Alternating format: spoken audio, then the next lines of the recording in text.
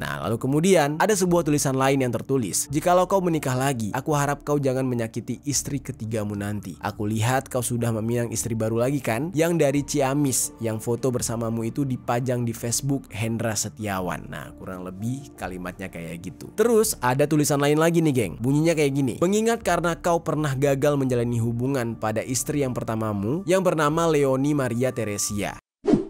Yo geng, tekan tombol subscribe geng. Halo geng, welcome back to Kamar Jit.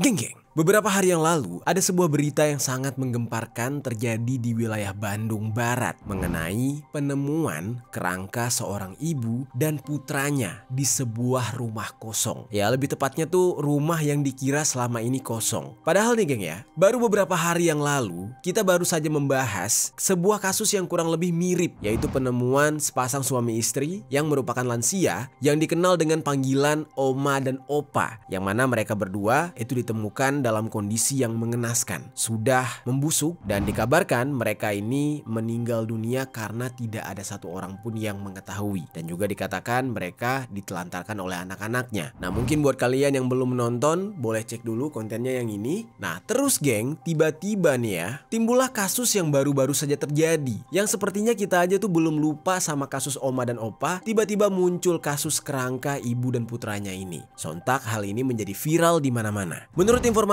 yang beredar, dikatakan kerangka tersebut sudah berada di dalam rumah yang dianggap kosong tersebut selama 6 tahun tanpa diketahui oleh siapapun termasuk para tetangganya. Ya, berarti bisa dikatakan wafatnya sudah dari tahun 2018 alias sebelum pandemi COVID-19. Nah, cerita di balik meninggalnya ibu dan anak ini ternyata tidak kalah memilukan dari cerita Oma dan Opa yang sebelumnya kita bahas tentang ditinggalkan oleh anak-anaknya. Nah, kenapa bisa dikatakan tidak kalah menyedihkan? Itu gara-gara di saat kerangka tersebut ditemukan, ada coret-coretan di dinding kamar putranya yang berisikan banyak curhatan sedih dari sang putra, yang mana semua itu dia alami ketika dia masih hidup geng. Dan hal itu semua berhubungan dengan sang ayah yang diduga tidak pernah mengurusnya selama bertahun-tahun, sehingga ini bocah jadi kecewa banget gitu geng. Nah, lalu ada juga sebuah surat wasiat yang dibuat oleh si ibu, yang menurut gue nih ya, ini juga sangat menyedihkan, yang mana dia berpesan ingin menjadikan rumah yang menjadi tempat lokasi mereka ditemukan gitu ya, itu bisa dirubah menjadi sebuah tempat ibadah atau masjid. Nah, bagaimana cerita selengkapnya? Bagaimana sedihnya kisah ibu dan putranya ini sampai akhirnya mereka ditemukan dalam kondisi sudah menjadi kerangka? Langsung aja kita bahas secara lengkap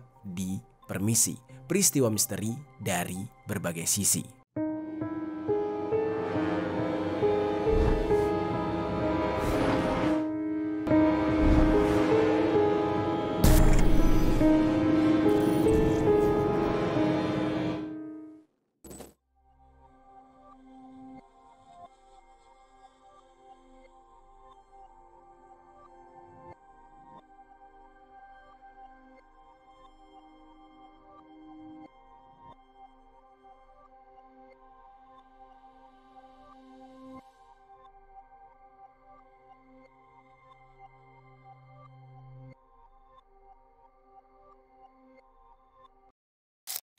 Oke, sebelum kita mulai ke kontennya, jangan lupa buat kalian semua check out produk dari Genlab. Nah, ini merupakan produk baru dari gue. Rasanya watermelon bubble gum. Buat kalian yang pengen cobain, langsung aja klik link yang ada di kolom deskripsi. Oke? Sekarang kita mulai ceritanya. Kita awali dulu dari kronologi penemuan kerangka ibu dan putranya ini.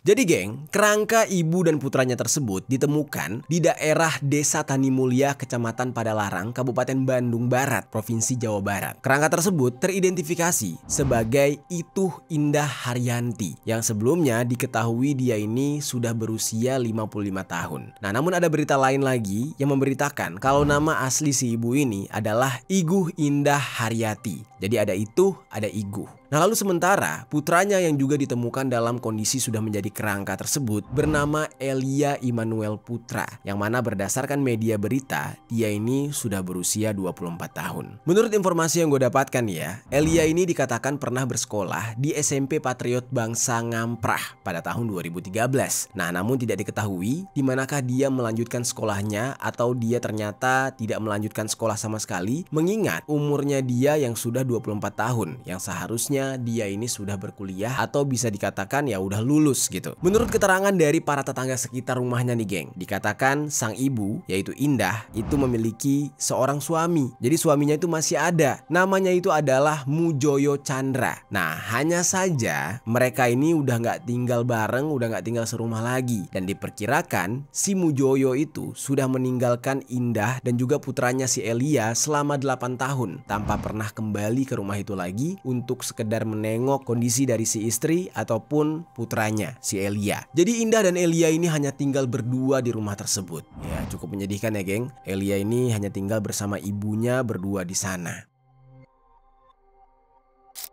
Menurut pengakuan dari salah satu tetangga yang bernama Ai Suryati, usianya 54 tahun. Nah, dia mengatakan terakhir kali dia melihat Indah itu sebelum pandemi COVID-19, yang mana itu berarti sekitar tahun 2019 atau 2018 lah. Di saat itu, Indah dan Ai sempat bertemu dan mereka nggak sempat ngobrol sama sekali. Jadi di saat itu, Ai sama Indah ini hanya berpapasan, ya udah kayak gitu aja berlalu gitu. Dan hal tersebut juga diungkapkan oleh teman-teman dari Indah, yang salah satunya adalah Entin. Nah, usianya 43 tahun, yang mana dia bercerita kalau dia terakhir kali berkomunikasi dengan Indah itu kurang lebih 5-6 tahun yang lalu katanya, yaitu tepatnya antara tahun 2018 dan 2016. Namun pada saat itu, Indah ini memberitahu kepada Entin kalau dia akan pindah rumah ke daerah Cisarua dan berpesan kepada Entin kalau dia ada waktu, cobalah main-main ke rumahnya Indah nanti di sana. Nah, namun anehnya pada saat mereka ngobrol tersebut, Indah ini malah minta maaf kepada Entin. Nah, tapi si Entin ini nggak menceritakan lebih lanjut kenapa Indah ini tiba-tiba minta maaf. Jadi udah semacam pertanda gitu geng. Dan Entin itu nggak nyangka kalau percakapannya dia dengan Indah itu adalah percakapan terakhir mereka.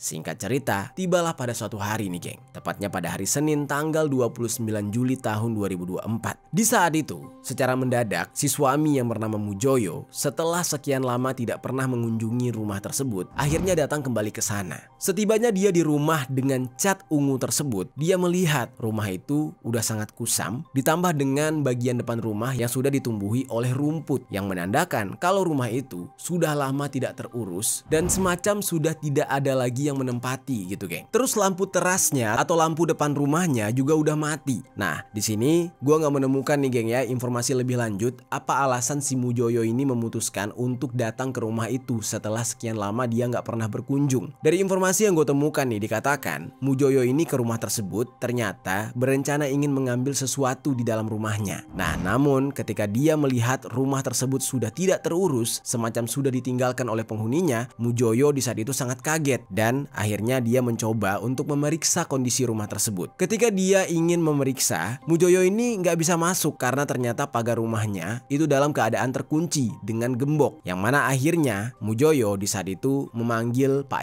RT dan juga warga sekitar untuk membantu dia menjebol pagar rumah sehingga dia bisa masuk ke dalam rumah untuk memastikan ada apa sebenarnya. Lalu di saat itu datanglah para warga beserta ketua RT ke depan rumah tersebut yang diketahui adalah milik Indah. Nah, mereka di sana akhirnya bergotong royong untuk menjebol pagar rumah tersebut. Setelah dicoba beberapa kali, akhirnya di saat itu Mujoyo bersama dengan para warga lain berhasil membobol pagar tersebut dan Mujoyo langsung mencoba untuk masuk ke dalam. Lalu ketika Mujoyo ini masuk ke dalam rumah tersebut, dia diikuti oleh beberapa warga yang ikut masuk ke sana dan tiba-tiba yang terlihat di dalam rumah ya seperti rumah yang memang tidak pernah terurus. Jadi udah kayak rumah jadul gitu geng. Banyak debu dan juga banyak kotoran di mana-mana. Lalu Mujoyo di saat itu mencoba untuk membuka salah satu kamar, namun ternyata pintunya terkunci sehingga dia terpaksa mendobrak pintu rumah tersebut dengan dibantu oleh para warga. Dan setelah pintu kamar itu berhasil dijebol, berhasil dibuka, betapa kagetnya Mujoyo dan para warga di saat itu ketika mereka melihat adanya kerangka manusia yang sudah berada di atas kasur, yang mana pada awalnya mereka berpikir kalau itu hanyalah manekin. Dan setelah dipastikan ternyata itu bukan manekin, itu bukan benda benda mainan, tetapi melainkan memang tulang belulang manusia.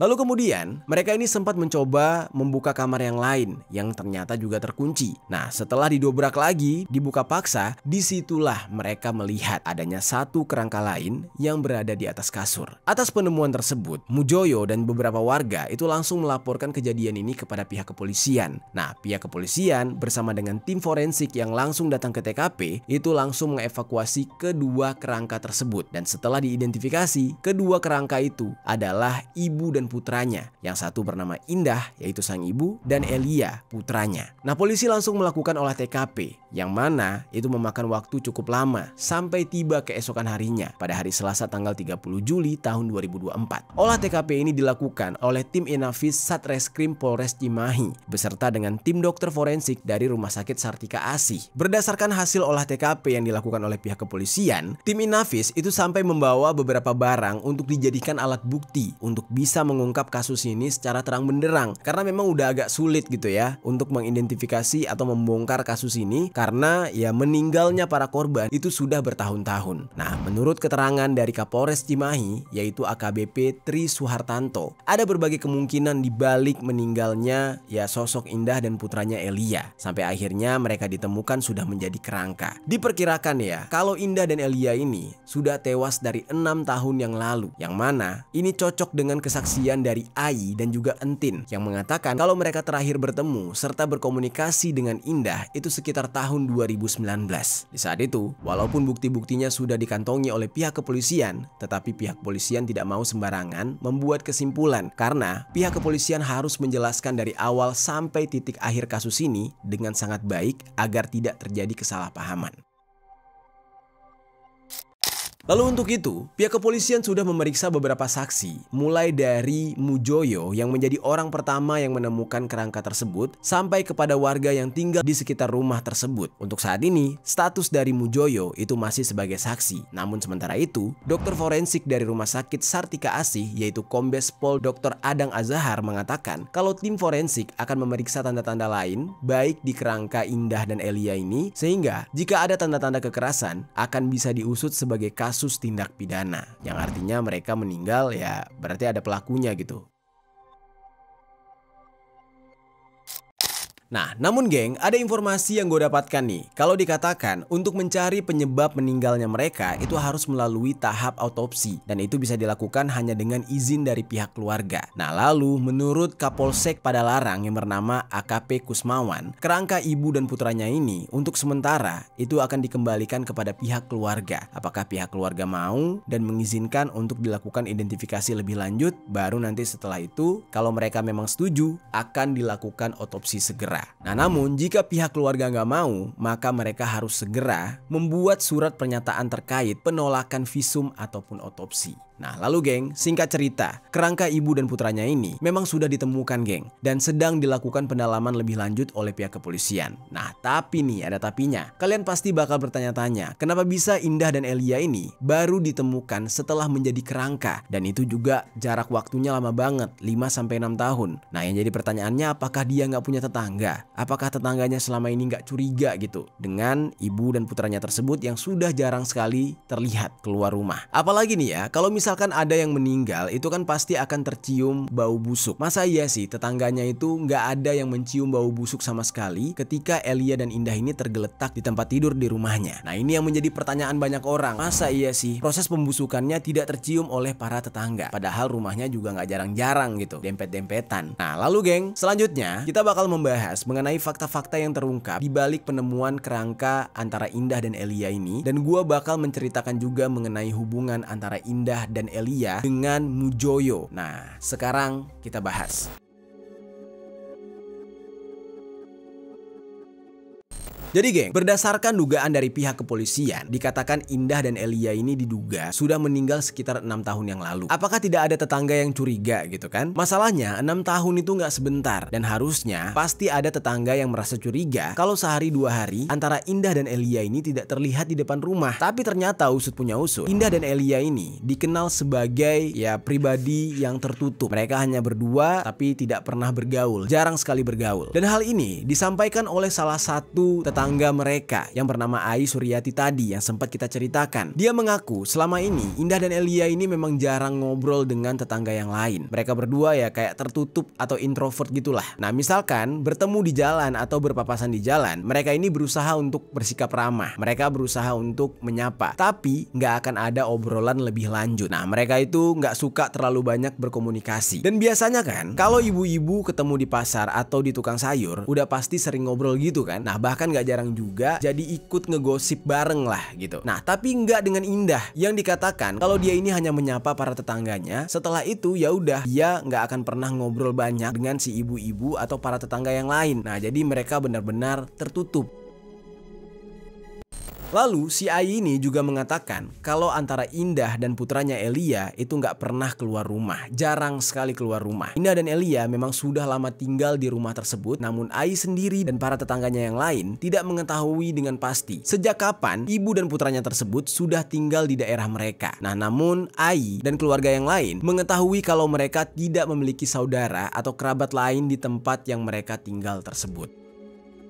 Nah, lalu kemudian pengakuan lainnya juga datang dari teman dekatnya Indah yang bernama Entin, usianya 43 tahun. Dia bilang selama dia mengenal Indah, yang dia tahu adalah Indah ini enggan untuk memulai obrolan terutama kepada orang-orang yang baru saja dia kenal. Nah, dia hanya akan mengobrol banyak kalau sudah lama kenal dengan orang tersebut dan sudah mulai merasa nyaman. Nah, lalu singkat cerita, perihal Indah yang ingin pindah rumah juga ternyata diketahui oleh para tetangga sekitar. Karena memang Indah ini pernah meminta surat pindah ke RT RW setempat. Jadinya para tetangganya tahu kalau mereka akan pindah dari rumah tersebut. Nah, terlebih lagi, rumah milik Indah ini sudah diiklankan untuk dijual. Jadinya para tetangganya itu berpikir kalau Indah beserta dengan Elia sudah nggak bakal tinggal di rumah itu lagi, alias udah pindah. Tanpa disadari oleh para warga, ternyata mereka berdua belum sama sekali pindah. Mereka masih ada di dalam rumah tersebut. Nah, lalu geng, biasanya kalau ada rumah yang dijual, sudah pasti akan dipasangkan iklan yang tertera nomor handphonenya juga. Nah, pernah katanya ada yang mencoba untuk menghubungi nomor tersebut, tapi nggak tahu kenapa nomornya itu justru nggak aktif. Nah, jadi sebenarnya agak aneh dan menimbulkan tanda tanya di sana. Kok orang yang menjual rumah giliran dicoba dihubungi malah nggak aktif? Dan hal ini membuat para tetangga jadi tidak mengetahui kabar dari Indah dan Elia ini, sehingga mereka menduga ya ibu dan putranya tersebut sudah pindah rumah. Jadi nggak pernah expect kalau ibu dan putranya itu sudah tewas gitu kan. Tim Forensik Polda Jabar dan Inafis Polres Cimahi kembali melakukan olah TKP di lokasi. Lalu kita kembali ke pertanyaan yang sebelumnya. Kalau memang proses meninggalnya ibu dan putranya tersebut di rumah itu, lalu apakah para tetangganya tidak pernah mencium bau yang tidak sedap yang berasal dari dalam rumah itu? Nah, karena bau yang tidak sedap itu memang biasanya terjadi ketika adanya jasad yang dalam proses pembusukan. Nah, kalau berdasarkan dari keterangan Tri Suhartanto selaku Kapolres Cimahi, menurut hasil pemeriksaan sementara, memang nggak ada warga yang mencium bau yang nggak sedap di sekitar lokasi. Nah, lalu Tri sendiri mengungkap kemungkinan kenapa warga tidak bisa mencium bau yang tidak sedap itu, ya karena disebabkan faktor dari cuaca dan kelembapan di TKP tersebut, sehingga membuat warga sekitar tidak mencium apapun. Nah, lalu geng, karena nggak mencium apa-apa yang berasal dari dalam rumah, semakin menguatkan dugaan para tetangga kalau memang Indah dan Elia ini sudah nggak ada lagi di rumah tersebut. Nah, tanpa mereka sadari, sebenarnya Indah dan Elia masih tinggal di rumah itu. Dan memang selama ini nggak ada yang aneh-aneh yang terjadi di dalam rumah tersebut, geng.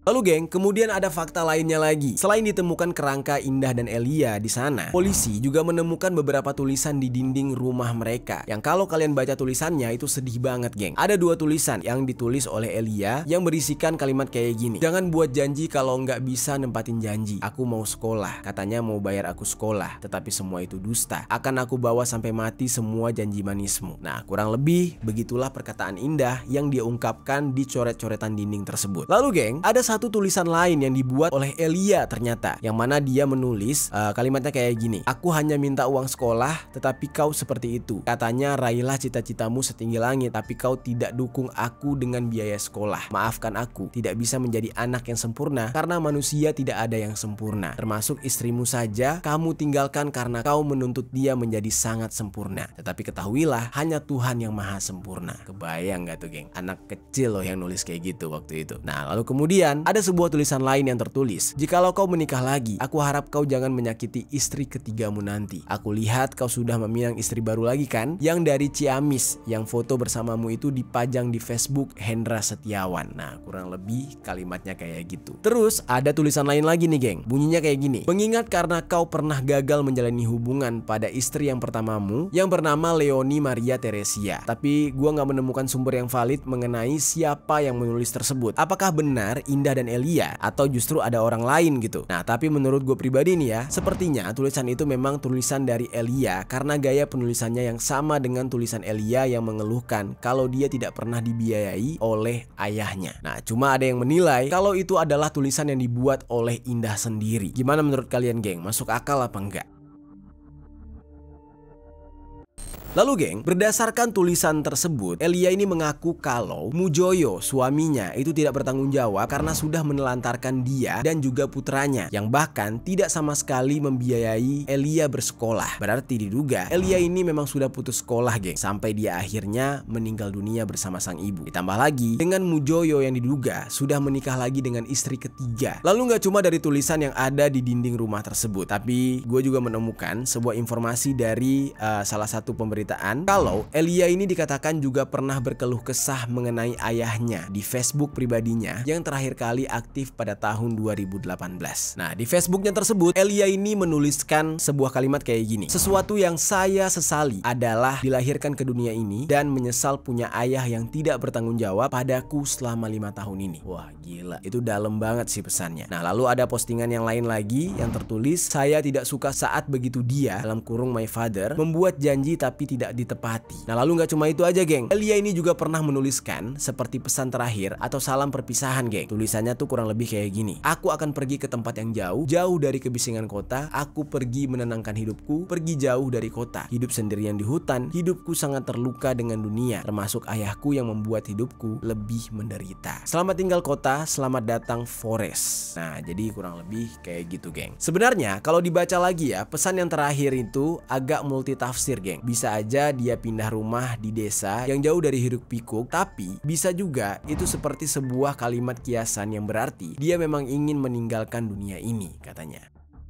Nah, lalu geng, gak cuma Elia, Indah juga menuliskan sebuah pesan yang mengungkapkan keinginannya agar rumahnya tersebut diwakafkan saja. Di dalam pesan itu tertulis kurang lebih kayak gini, "Aku minta rumah ini diwakafkan untuk Masjid Tani Mulia. Kalau Mujoyo tidak menyerahkan untuk didirikannya masjid di tempat ini, berarti sudah menjadi penjahat karena merebut hak saya." Waduh, dalam banget kata-katanya tuh. Nah, di saat itu ada sebuah pesan yang bertuliskan kayak gini, "Pak RT tolong tagih rumah ini dan harus jadi masjid di atas kematian saya," katanya. Lalu dari pesan-pesan yang dituliskan baik oleh Elia maupun Indah, sepertinya memang hubungan mereka dengan Mujoyo itu nggak baik-baik aja. Ya gimana mau dicap baik gitu? Mujoyo ini aja itu meninggalkan istri dan putranya tersebut tanpa sama sekali memberikan nafkah dan tiba-tiba menikah lagi. Nah, jadinya ya kemungkinan Indah dan Elia ini terlantar karena tidak diberikan nafkah lahir batin oleh Mujoyo. Entah bercerai atau tidak dengan Indah, menurut gue nih ya, kewajiban seorang ayah terhadap putranya itu tetap harus dijalankan bahkan sampai dia dewasa. Gak peduli gitu kalau misalkan dengan pasangan atau dengan ibunya si ayah sudah bercerai, tapi anak tetaplah anak. Ya mantan istri ada, mantan anak nggak mungkin ada gitu kan. Terus geng, mengenai informasi tentang status pernikahan antara Indah dan Mujoyo, ada beberapa versi yang gue temukan geng. Ada informasi yang mengatakan kalau Indah dan Mujoyo ini sudah bercerai sejak tahun 2018. Tetapi ada informasi juga yang mengatakan kalau mereka ini nggak bercerai sama sekali, hanya saja Mujoyo sudah meninggalkan Indah sejak tahun 2014 katanya. Nah mungkin ya secara agama memang mereka itu udah bercerai, tetapi mereka belum mengurus perceraian tersebut ke pengadilan agama. Dan berdasarkan keterangan dari artikel Kompas, dikatakan terakhir kali Mujoyo ini berkomunikasi dengan Elia anaknya itu melalui WhatsApp pada tanggal 1 November tahun 2018. Dan semenjak itu mereka tidak pernah sama sekali berkomunikasi lagi. Dan hal itulah yang membuat Mujoyo tidak mengetahui kondisi dari Indah dan juga Elia geng. Dan sampai saat ini kasus ini masih dalam penyelidikan melibatkan pihak kepolisian untuk mengetahui apakah ada unsur pidana atas meninggalnya Indah dan Elia ini, atau justru memang mereka ini meninggal secara alamiah. Kira-kira menurut kalian gimana, geng? Apakah mereka meninggal secara alami atau justru ada yang menghabisi nyawanya? Coba tinggalkan komentar di bawah ya, geng. Dan itu dia, geng, pembahasan kita hari ini mengenai penemuan kerangka antara ibu dan putranya, yaitu Indah dan Elia di Bandung. Kita doakan saja semoga kasus ini segera terungkap dan arwah dari almarhum dan almarhumah diterima di sisi Yang Maha Kuasa. Amin ya rabbal alamin.